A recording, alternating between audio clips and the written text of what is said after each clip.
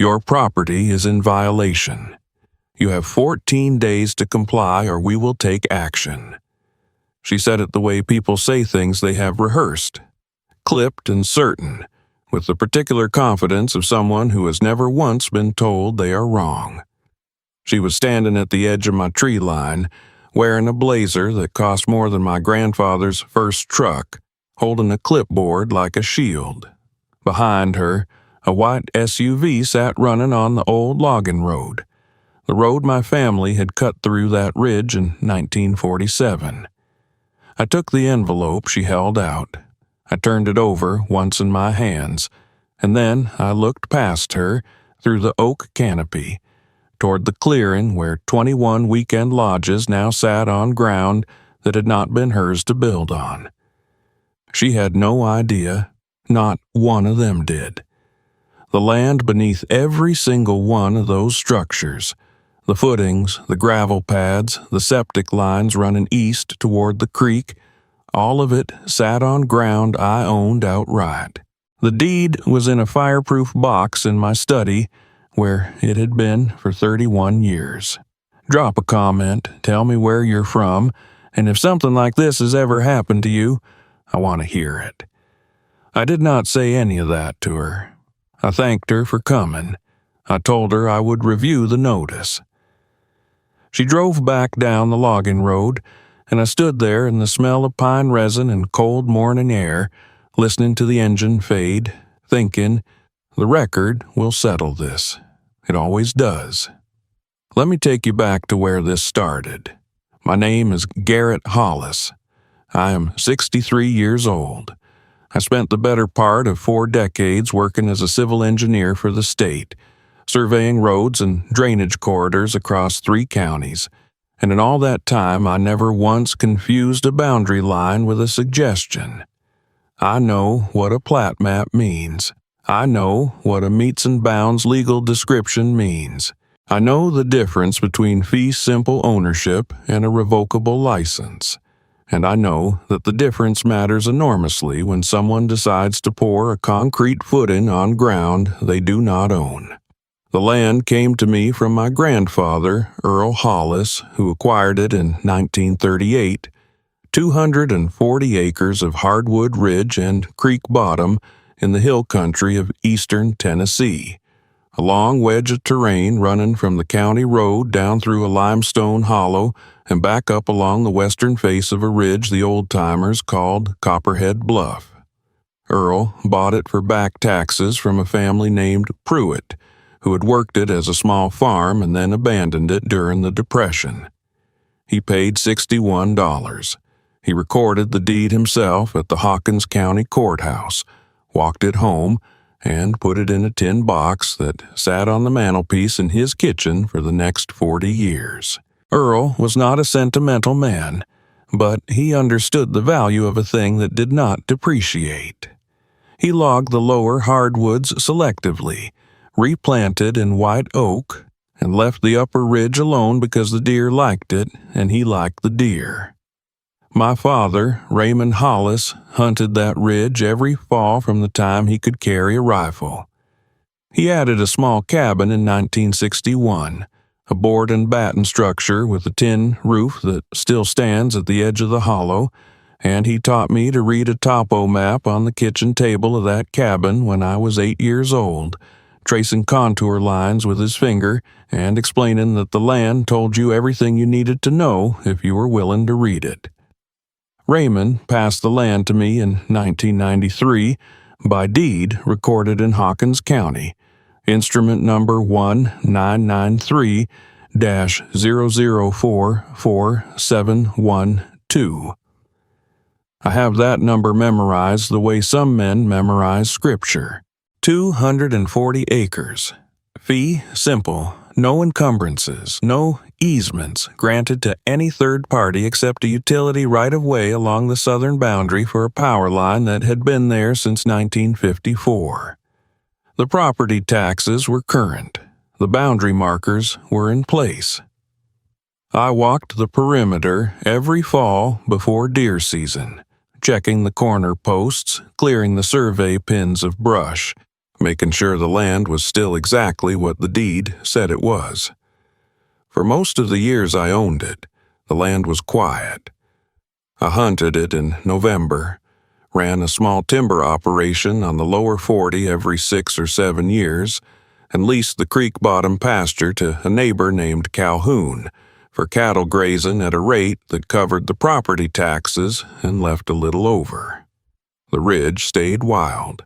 The hollow stayed dark and cold in the mornings, the way limestone hollows do, and the whitetail population stayed healthy because I managed it that way, selectively, the way Earl had taught my father and my father had taught me. The trouble began in 2019, when a development company called Ridgeline Recreational Properties, LLC, filed a plat with the Hawkins County Planning Commission for a project they were calling Copperhead Ridge Resort. The plat showed a private road, a community lodge, and 48 weekend cabin sites arranged across a parcel they described as 212 acres of ridgetop and transition zone terrain. I did not see the plat when it was filed. I was not notified because the parcel they described did not, on paper, overlap with my recorded deed. They had used a different section reference, Township 7, Range 3 East, Section 14, and my land was recorded under Section 11 and the western half of Section 12. A surveyor who knew the terrain would have caught the discrepancy immediately. The Planning Commission's review apparently did not include one. The development moved forward. I knew about it the way you know about things happening on the other side of a ridge: noise, occasional glimpses of equipment on the skyline, a conversation at the feed store where someone mentioned a resort company was building up on Copperhead.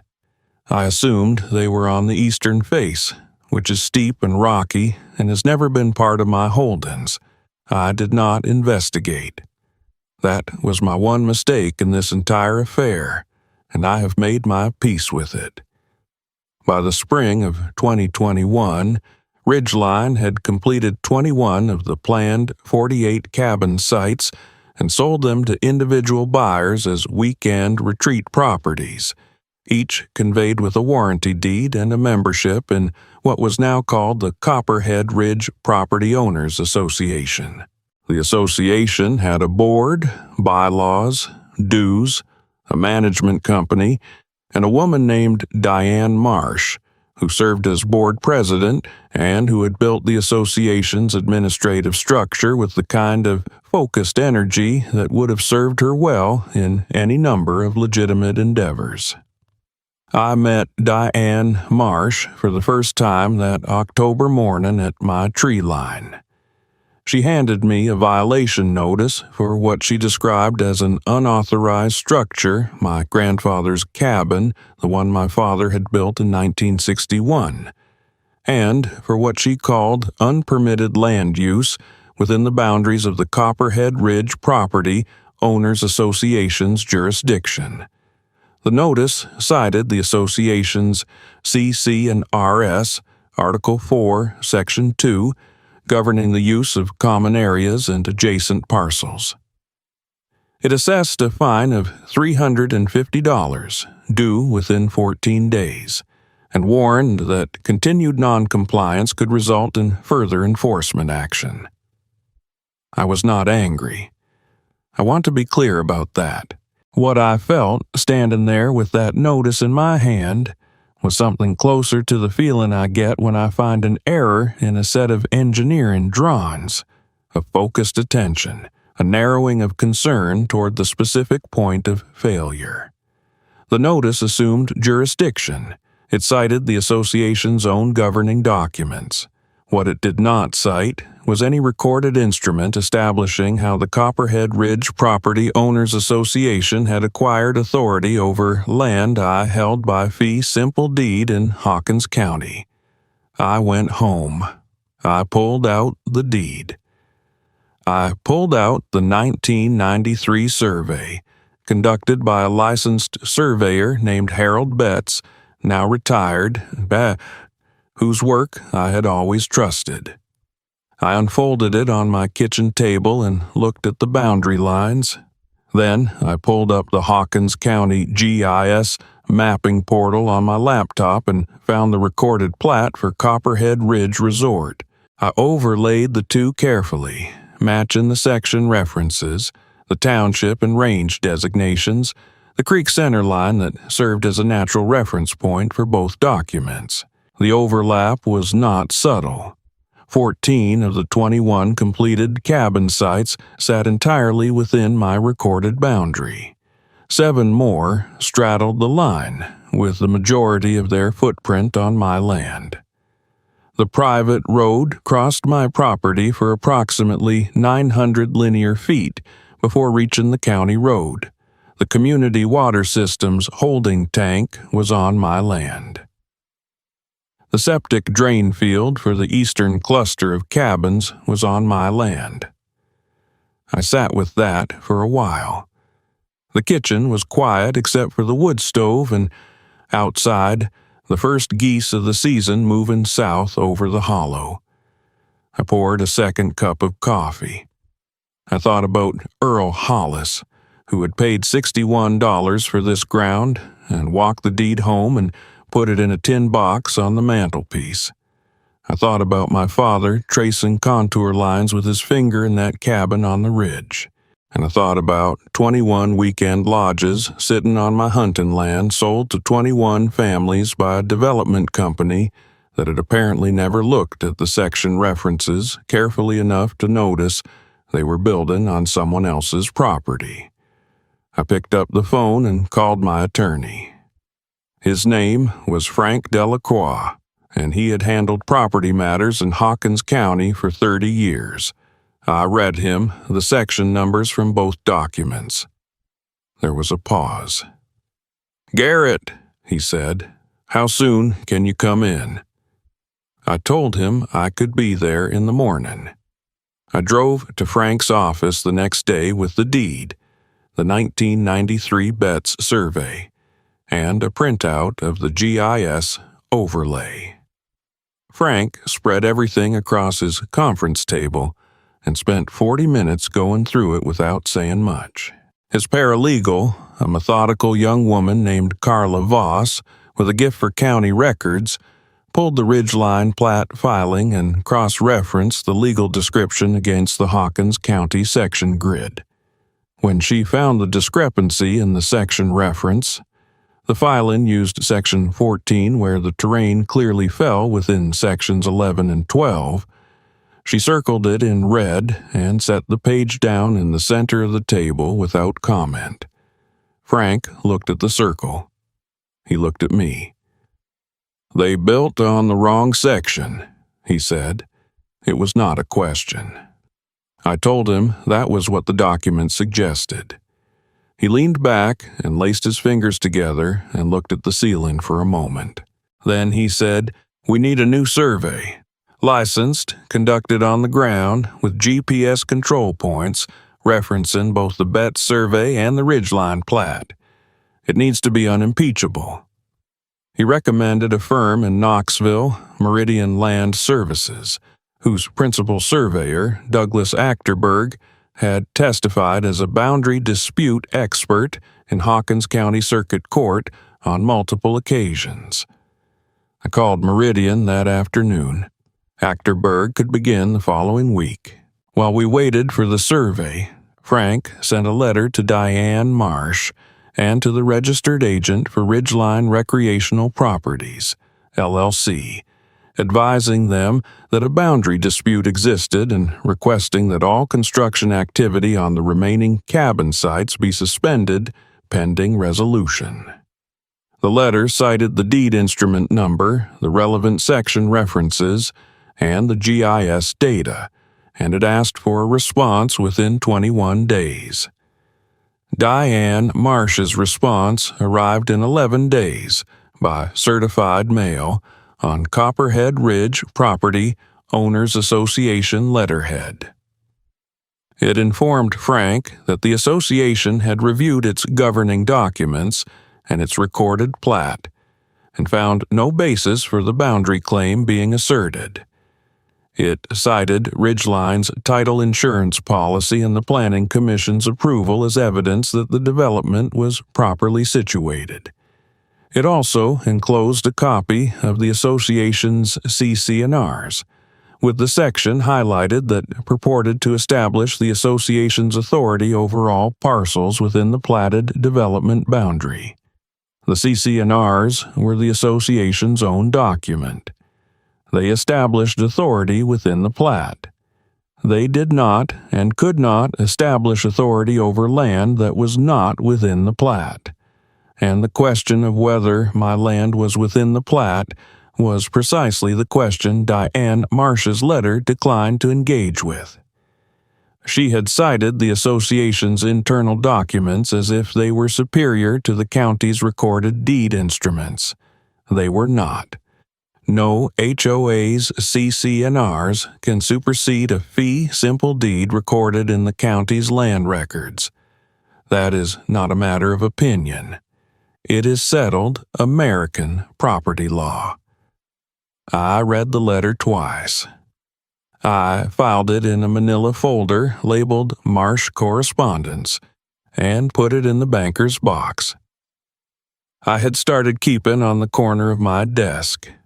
Then I drove up to the ridge and walked the boundary line that Harold Betts had surveyed in 1993, checking the iron pins at each corner, clearing brush from the caps, taking time-stamped photographs. The land was cold and still. The oaks had started to turn, and the deer sign was heavy along the creek bottom, the way it always was in October. I walked the full perimeter in 4 hours, and every step of it was mine. Douglas Achterberg and his crew arrived the following Tuesday with GPS receivers, a robotic total station, and reference monuments located from the county's section control network. They worked for 3 days.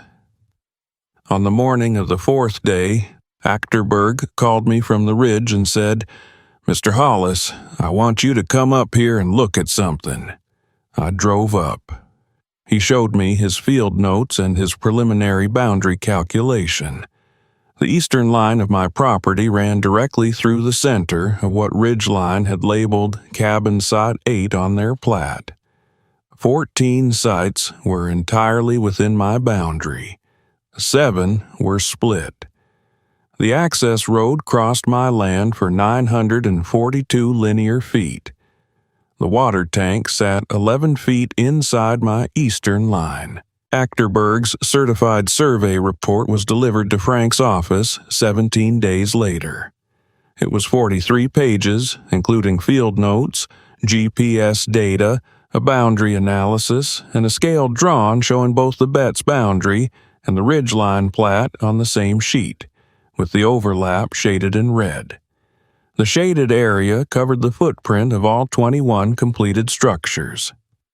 Frank filed the boundary dispute action in Hawkins County Circuit Court the following week.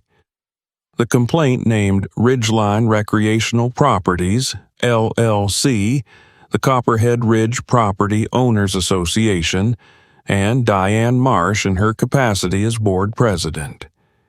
It attached the deed, the Betts survey, the Achterberg survey, and the GIS overlay as exhibits.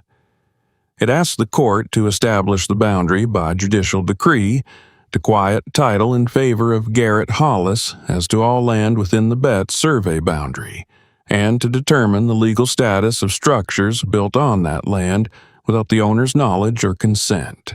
The complaint also raised a claim Frank described as trespass by improvement. The legal theory that when a party builds a permanent structure on land it does not own, the landowner may have remedies that go well beyond the value of the encroachment itself. I asked Frank what those remedies might look like.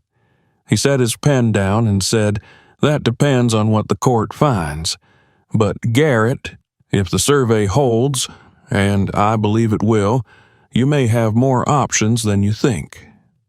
The tin box with Earl's original deed was still on my mantelpiece. I had moved it there years ago, the way you move things you want to keep close. The response from Ridgeline arrived 3 weeks after Frank's filing, through a Knoxville law firm called Whitmore, Cathcart, and Associates. The letter was 14 pages. It cited Tennessee Code, annotated sections on adverse possession, boundary by acquiescence, and what it called the doctrine of practical location, arguing that because the Ridgeline development had operated openly on the disputed terrain for more than 2 years without objection from the record owner, a court might reasonably find the boundary had been relocated by the parties' conduct. It also argued that the Planning Commission's plat approval constituted a quasi-judicial determination entitled to deference. I read the letter at my kitchen table on a Tuesday evening, with the wood stove working through a cord of red oak I had split the previous spring, the smell of that wood burning, dry and faintly sweet, the smell of something that had been standing timber not long ago. The same smell the cabin on the ridge carried every November when I opened it for deer season. I read it twice. I made a note of the specific statutory citations on a legal pad. Then I put the letter in the banker's box and called Frank in the morning. Frank was not concerned about the adverse possession argument because adverse possession in Tennessee requires 20 years of open, continuous, and hostile possession under color of title, and the Ridgeline development was 2 years old. He was not concerned about the boundary by acquiescence argument, because that doctrine requires a long-established line recognized by both parties, and there was no evidence I had ever recognized any boundary other than the one Harold Betts had surveyed in 1993. He was mildly interested in the practical location argument, because it was the kind of thing that could generate confusion in front of a judge unfamiliar with land law. He said he would respond in detail. He did. What Frank's response did, methodically and without rhetorical flourish, was cite the Tennessee Supreme Court's holding in Thornburg v. Chase, which established that a recorded deed's legal description controls over any claimed practical location unless the practical location has been continuously recognized for a period sufficient to establish adverse possession. 2 years was not sufficient. The response also attached a sworn affidavit from Harold Betts. Frank had tracked him down in retirement in Maryville, confirming that the Betts boundary and the Achterberg boundary were in agreement to within 4/10 of a foot. Betts was 81 years old and had been surveying in East Tennessee since 1967. His affidavit was 4 pages, handwritten in the careful block printing of a man who had spent a career making marks that had to last. He described his 1993 survey methodology, his monument references, his field notes, and his conclusion that the eastern boundary of the Hollis parcel ran precisely where he had placed it 30 years before. He signed it in front of a notary in Blount County, and Frank filed it with the circuit court as a supplemental exhibit within a week of receiving it. There was a neighbor I should mention. His name was Calvin Pruitt, no relation to the Pruitt family who had sold the land to Earl in 1938, though the coincidence of the name was the kind of thing that would have amused my grandfather. Calvin ran a small cattle operation on the parcel adjacent to my southern boundary and had watched the ridgeline construction from the time the first equipment came over the ridge. He had not said much about it, because Calvin was not a man who said much about anything, but he had kept notes. A spiral notebook from the hardware store, filled with dates and observations in his close, careful handwriting. He had noted the arrival of the concrete trucks, the installation of the septic lines, the grading of the access road. He had taken photographs with his phone, organized by date in a folder on his kitchen counter. Calvin called me one afternoon while the litigation was pending and said in his unhurried way that he had some things I might want to see. I drove over, We sat at his kitchen table and he spread the notebook open and laid the photographs alongside it. The photographs showed the ridgeline access road being graded across the corner of what Calvin knew to be my property, and the concrete trucks pouring footings for the eastern cluster of cabins on ground that Calvin, who had hunted with my father on that ridge for 20 years, knew belonged to the Hollis family. He had dated every photograph. He offered to provide a sworn statement. I told him I appreciated it. Frank called Calvin the next morning, and by the end of that week, Calvin Pruitt had given a sworn affidavit with the photographs attached as exhibits. Calvin's affidavit did not establish the legal boundary. That was Betts's and Achterberg's work, but it established something equally important: that the construction had been visible, ongoing, and conducted in a manner that a reasonable neighbor could observe and identify as occurring on Hollis land. It undercut any argument that the encroachment had been concealed or ambiguous. The litigation moved at the pace that litigation moves, which is to say slowly and with considerable paper. Depositions were noticed and taken. Achterberg testified for 3 hours about his survey methodology and boundary analysis. The Whitmore firm's expert, a surveyor from Chattanooga named Greer, offered an alternative boundary theory based on a 1971 aerial photograph that he argued showed a fence line at a different location than the Betts survey. Frank cross-examined Greer for 2 hours and established that the fence line in the photograph was a livestock fence that appeared on neither the Betts survey nor any recorded plat, had not been maintained since at least the early 1980s based on Calvin Pruitt's testimony, and had never been described in any recorded instrument as a boundary marker. Greer's alternative theory rested on a fence that neither party had built, neither party had claimed, and neither party had recorded. It rested on a fence that the land itself had already forgotten. The hearing on the boundary question was set for a Thursday in March. Frank and I arrived at the Hawkins County Courthouse at 8 in the morning with the banker's box, 2 accordion folders, and a rolled copy of the Achterberg survey spread on the council table before the Whitmore firm's attorneys arrived. The courtroom smelled of old wood and the particular stillness of a room where decisions have been made for a long time. I had been in rooms like it before, as an expert witness in engineering matters, and I had always found them clarifying. Judge Sewell took the bench at 9 o'clock. She had read the exhibits. That much was clear from the first question she asked Whitmore's lead attorney, Cathcart himself: whether his client had any recorded instrument, any deed, any easement, any plat approval that placed the ridgeline development boundary west of the line established by the Achterberg survey. Cathcart said the Planning Commission's plat approval constituted such an instrument. Judge Sewell said she had reviewed the Planning Commission's approval and found that it approved the plat as submitted, and that the question before the court was whether the plat as submitted correctly described the terrain it purported to cover. She said this quietly, in the tone of a person who has already done the arithmetic. Cathcart argued for 40 minutes. He was skilled and thorough and covered every theory his firm had raised in the correspondence. Judge Sewell listened without interruption. When he finished, she asked Frank a single question: whether the Betts survey and the Achterberg survey used the same section control monuments. Frank said they did, and he had Betts's affidavit confirming it. Judge Sewell said she had read the affidavit.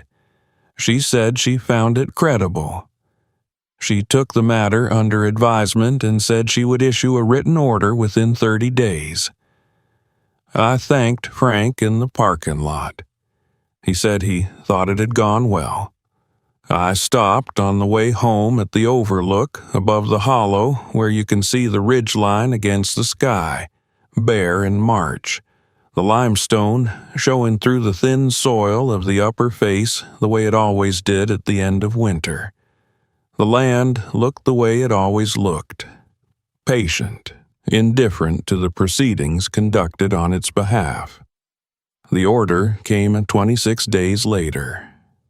Judge Sewell's written ruling was 11 pages. It established the eastern boundary of the Hollis parcel as described in the Achterberg survey, confirmed by the Bettis survey and the county's section control monuments, and found that the Ridgeline Development's plat had been filed using an erroneous section reference that placed the development's boundary approximately 340 feet west of its actual location. The order quieted title in favor of Garrett Hollis as to all land within the Betts and Achterberg boundary, effective from the date of the original 1938 deed. It found that the Copperhead Ridge Property Owners Association had no recorded authority over any parcel of the Hollis property, and that the CC and RS and governing documents of the association, having been established by Ridgeline without lawful authority over the subject terrain, were without legal effect as applied to that land. The order did not resolve the question of the structures. Judge Sewell noted it explicitly. She wrote that the court's determination of the boundary was a threshold finding, and that the rights and remedies of the parties with respect to improvements constructed on the Hollis parcel without the owner's knowledge or consent would require further proceedings. She retained jurisdiction. That last sentence was the one Frank had been waiting for. He called me the morning the order arrived and read it over the phone, and when he got to the retained jurisdiction language, he paused and said, "Garrett, now we talk about the structures." Outside my window, the hollow was beginning to green at the edges, the first soft color of April working up from the creek bottom the way it always did, the way it had done every spring since Earl Hollis walked this ground for the first time in 1938. The tin box was on the mantelpiece. The deed was inside it. The record had done exactly what I had told Diane Marsh it would do, standing at my tree line that October morning with her clipboard and her running SUV on the old logging road. I had not said it to her in those words, but the record had said it for me in 11 pages of circuit court prose, and that was a more durable form of communication than anything I could have offered at the tree line. I told Frank I could be in his office the following morning. What Frank explained over the next hour was this: when a party builds a permanent structure on land it does not own, the landowner does not simply get the structure removed.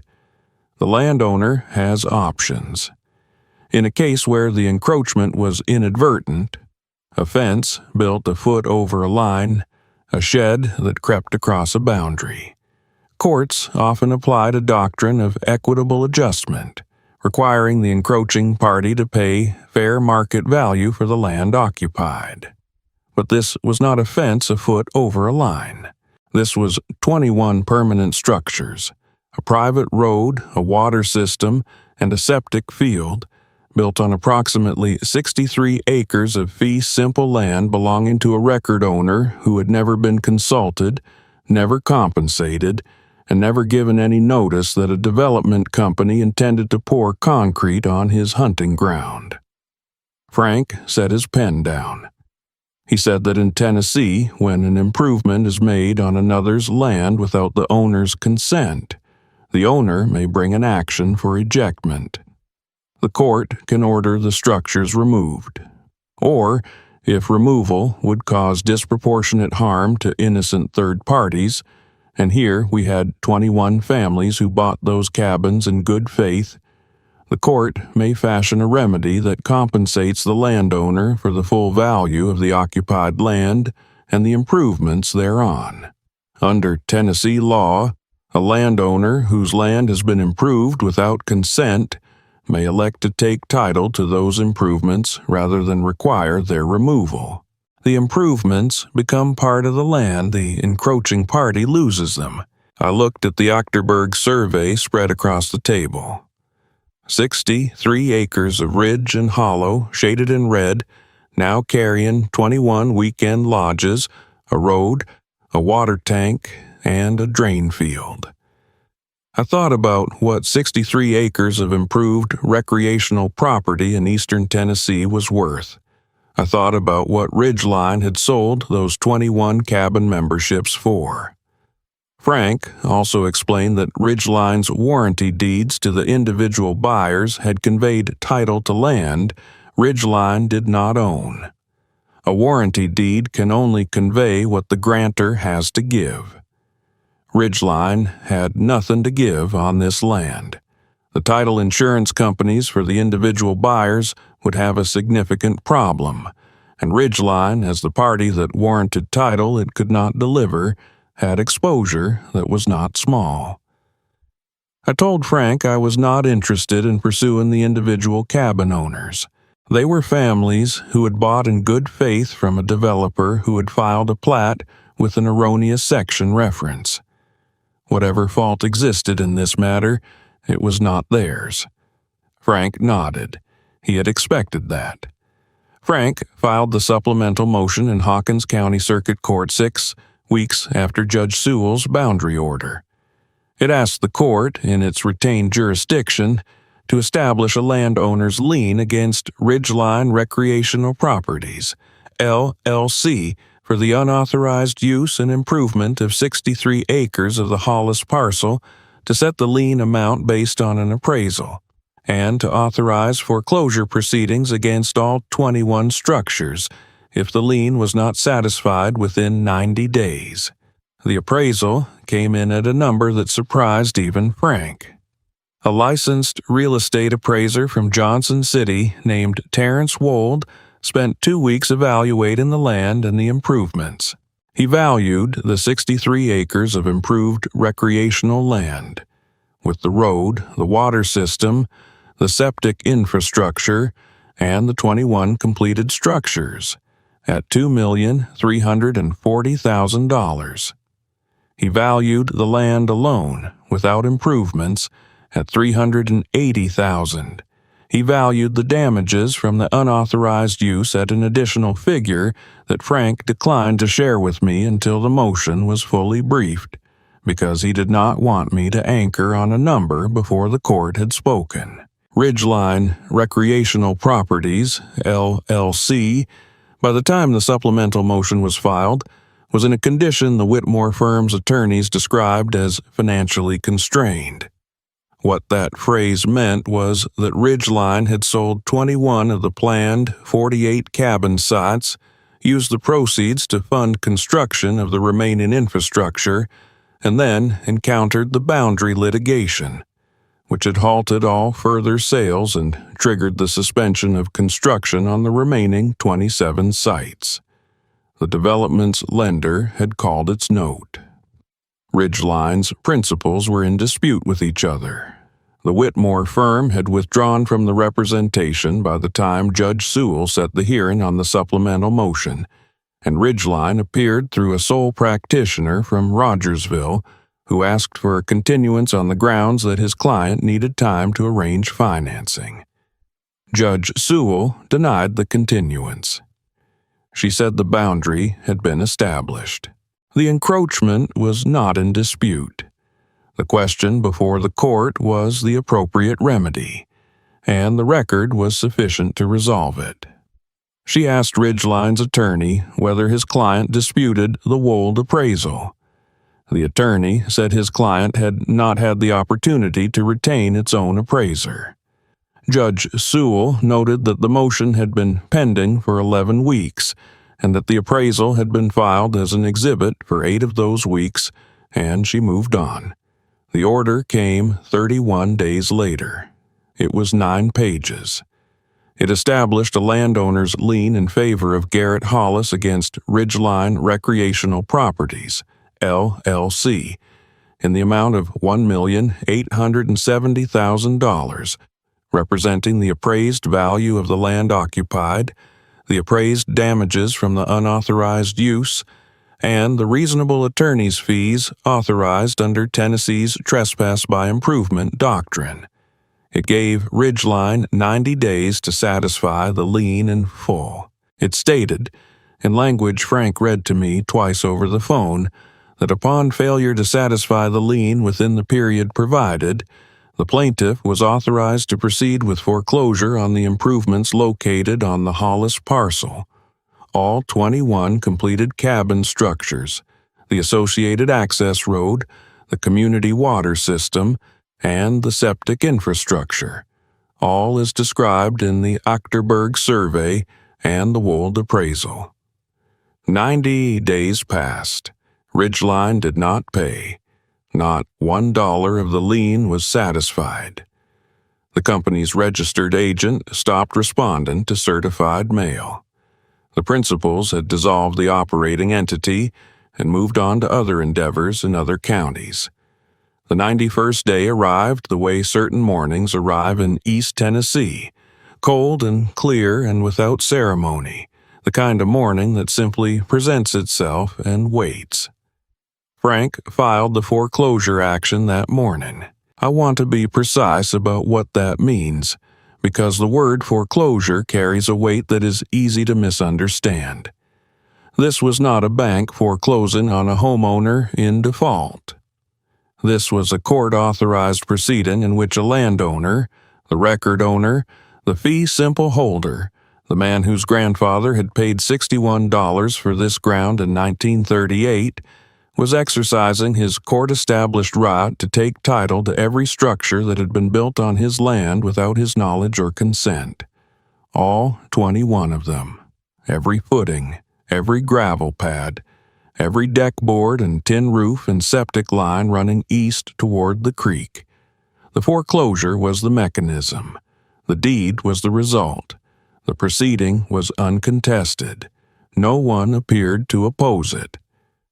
The Copperhead Ridge Property Owners Association, whose board had sent me a violation notice on its letterhead 14 months before, filed nothing.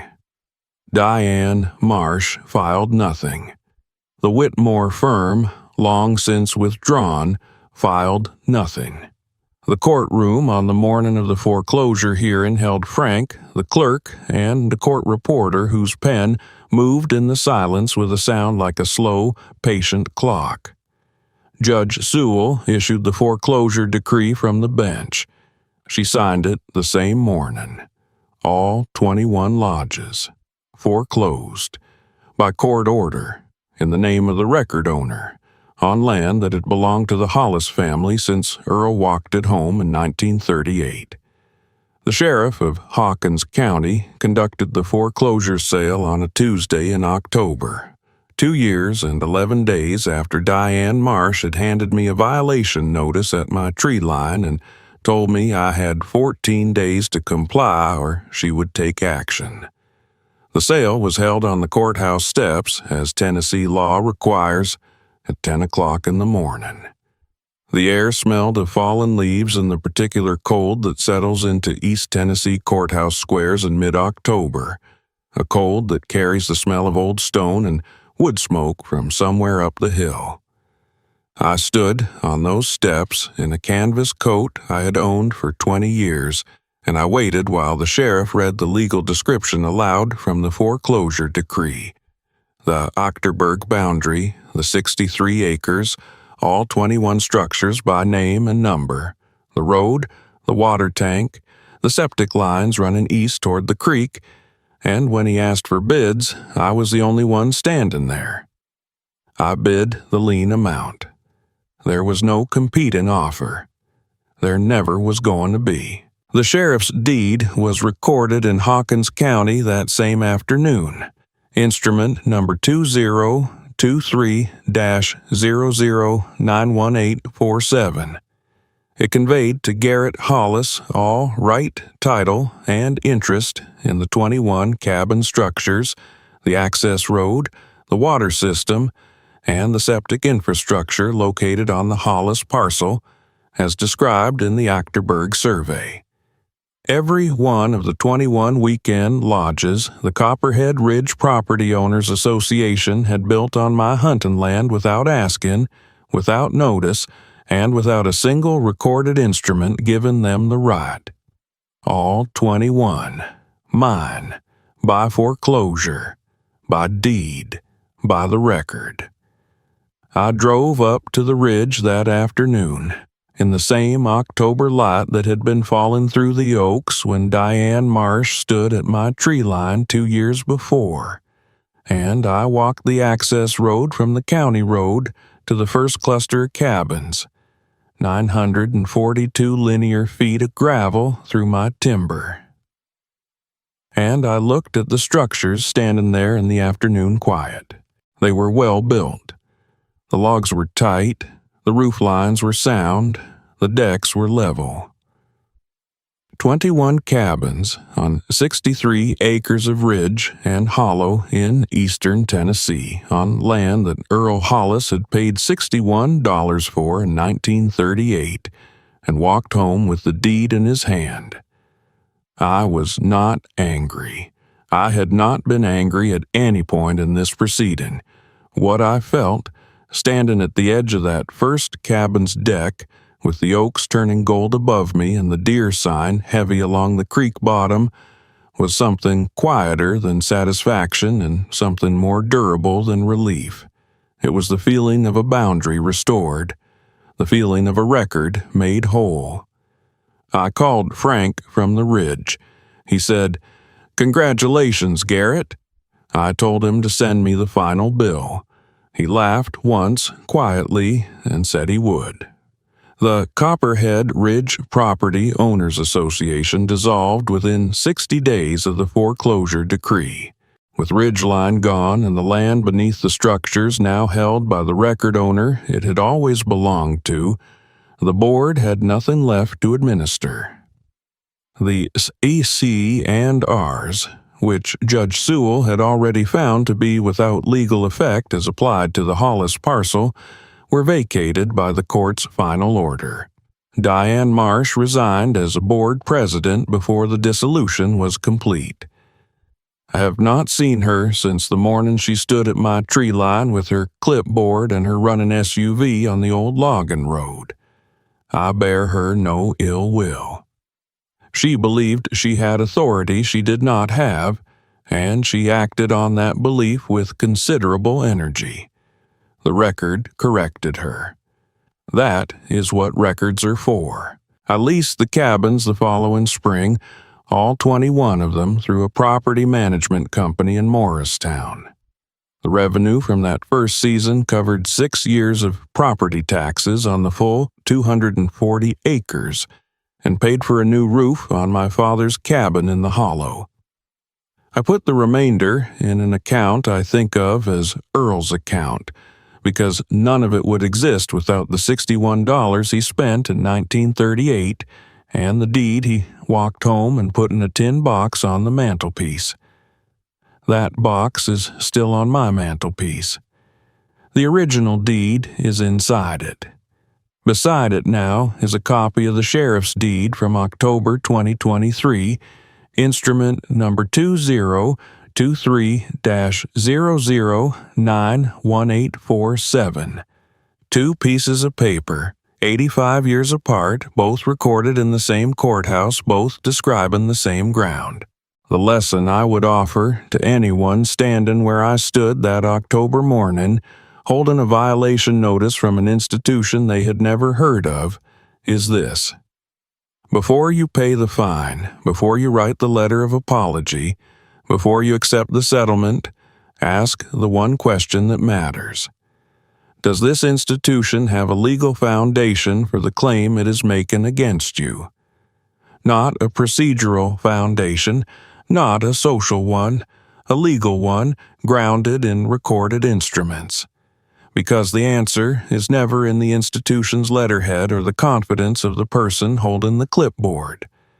The answer is in the record.